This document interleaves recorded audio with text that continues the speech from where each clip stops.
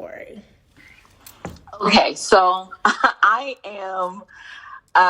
been deemed by my students the like affirmation maven, the affirmation aficionado. And so you'll hear me say a lot of affirmations that align with who God says we are and what God believes about us.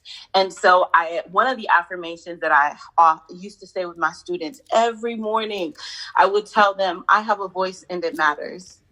I have a story and it is mine to tell. I am intelligent and capable. What I do not know, I am able to learn. If I can change my mind, I can change my mood. If I can change my mind, I can change my life.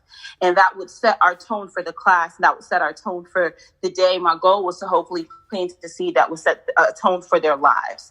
So I think one of the first, in terms of telling our story and building relationships, one of the first things we need to do is own our story.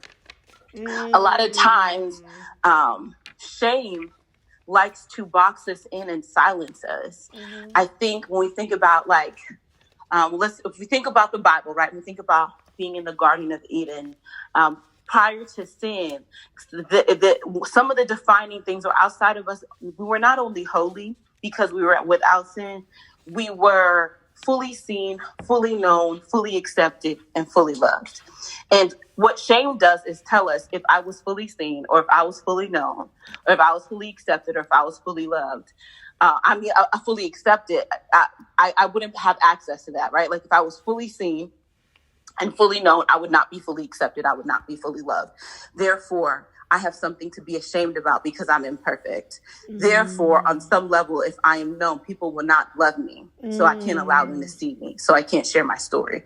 So I think part of that process, and in relationship building, because relationship, especially relationship that is life-changing, relationships that impact the trajectory, right, of our calling, of our purpose, those relationships are built with vulnerability. Mm-hmm. And how do we connect through vulnerability? We share our stories, but you can't share your story until you own your story, until you know that your story is yours, that your voice is yours, and God has given you that voice to use it. The Bible talks about how before we were in our mother's womb, He knew us, right? And that we're called. So that means that who you are was done intentionally. That means the ugly parts as well.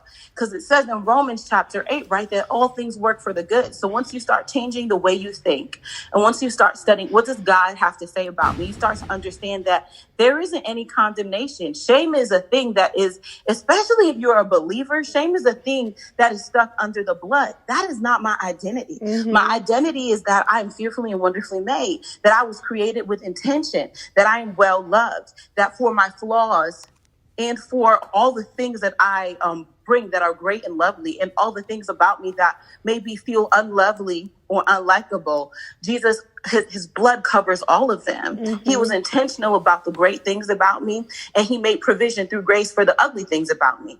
I'm already seen, I'm already loved, I'm already known, and I'm already accepted. So shame has no power here. Yes. Shame can't shut me up. Silence can't shut me up. And the thing is, when you start owning your story, you invite others to own theirs. When you have the confidence, because people think vulnerability is weakness, but it's actually the opposite. Mm-hmm. It's easy for us as humans to shut up and shut down. It takes boldness to be able to open up and share. So when we are willing to be that bold and courageous, as the Bible tells us, right, be bold, fear not, be bold, be very courageous.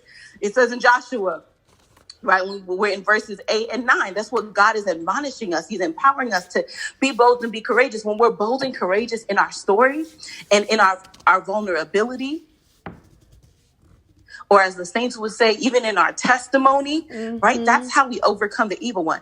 And when we're bold in our story, somebody else will hear that and say, you know what, that story's kind of like mine, or the way you conquered has inspired me. Maybe I can tell my story. Mm-hmm. Maybe I can be bold. Maybe I can love myself too. Mm-hmm. Maybe I can conquer too. We start training other people to believe when we believe in for ourselves.